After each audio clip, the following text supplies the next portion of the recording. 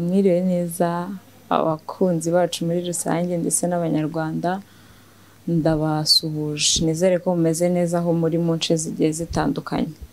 Rero narinje ndabizi ntabwo musanzwe mumenyereye ko dukora gutya, ariko hari impamvu yatumye nza gutya. Nagira ngo nisegure cyane cyane ku bakunzi ba He Was My Hero, iyi seri twari turimo gukora, ndetse n'abakunzi ba The Next Media TV muri rusange. Ndabizi mumaze iminsi mutabona iriya filime mwakunze yitwa He Was My Hero. Habayemo utubazo tekinike dutuma itarimo irasohoka muri iyi minsi, ariko kubera urukundo mwatweretse, kubera uburyo mutwereka ko mudushyigikira mu bikorwa byacu ndetse mutuba hafi, mu gihe turimo turatunganya utwo tubazo twabayemo, twabonye tutakomeza kubicisha irungu.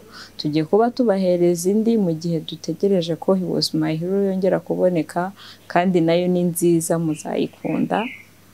Ntago ari igihe kinini, ni igihe gitoya mukongera mukabona He Was My Hero. Murakoze cyane.